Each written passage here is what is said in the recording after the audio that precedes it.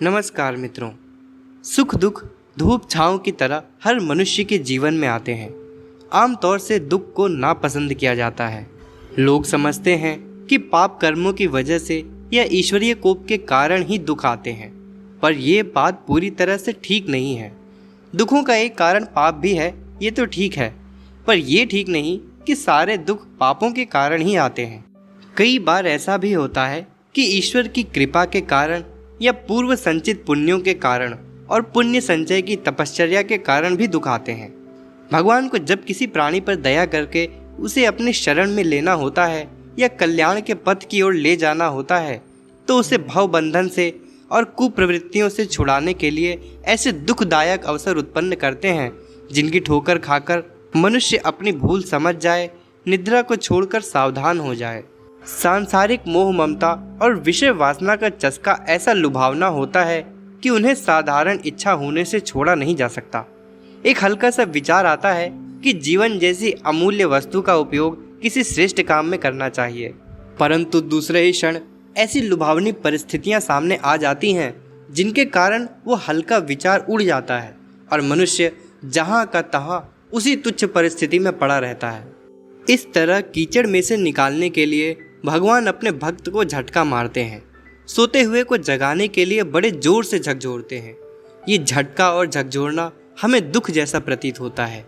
मौत के समीप तक ले जाने वाली बीमारी, प्रिय स्वजनों की मृत्यु, असाधारण घाटा या नुकसान, दुर्घटना, विश्वसनीय मित्रों द्वारा अपमान या विश्वासघात जैसी दिल को चोट पहुंचाने वाली घटनाएं इसलिए भी आती हैं कि उनके जबरदस्त झटके के आघात से मनुष्य तिलमिला जाए और सहज होकर अपनी भूल सुधार ले, गलत रास्ते को छोड़कर सही रास्ते पर आ जाए। पूर्व संचित शुभ संस्कारों के कारण इसलिए दुख आते हैं कि शुभ संस्कार एक अच्छे चौकीदार की तरह उस मनुष्य को सही रास्ते पर ले जाना चाहते हैं, पर जब पाप की ओर उसकी प्रवृत्ति बढ़ती है तो वे शुभ संस्कार इसे अपने ऊपर आक्रमण समझते हैं और इससे बचाव करने के लिए पूरा प्रयास करते हैं। कोई आदमी पाप कर्म करने जाता है, लेकिन रास्ते में ऐसी बाधा उत्पन्न हो जाती है जिसकी वजह से उसे उस काम में सफलता नहीं मिल पाती और वो पाप होते होते बच जाता है। कोई आदमी चोरी करने जाए और अगर रास्ते में उसका पैर टूट जाए और दुष्कर्म पूरा ना हो सके तो समझना चाहिए कि पूर्व संचित शुभ संस्कारों के कारण या पुण्य फल के कारण ऐसा हुआ है। धर्म कर्म करने में, कर्तव्य धर्म का पालन करने में बहुत कष्ट सहना पड़ता है, अभावों का सामना करना पड़ता है। इसके अलावा भी दुष्ट लोग जब अपने स्वार्थ या अहंकार को घायल होता देखते हैं तो सेवा करने वाले को खूब यातनाएं और कष्ट देते हैं। इस तरह के कष्ट सत्पुरुषों को पग पग पर झेलने पड़ते हैं। इन परीक्षाओं को पास करके मनुष्य का व्यक्तित्व स्वर्ण की तरह चमकने लगता है।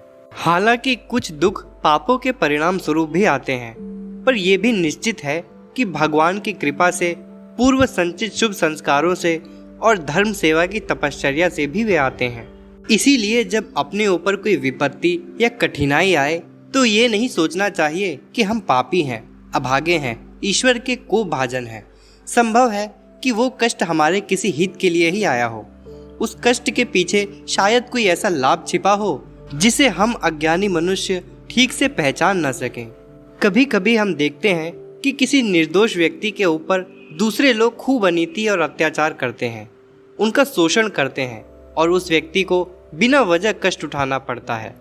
ऐसी घटनाओं में ये नहीं सोच लेना चाहिए कि ये उस व्यक्ति के पापों का परिणाम है। पढ़ाई करने के लिए स्टूडेंट्स को कितनी तकलीफ उठानी पड़ती है।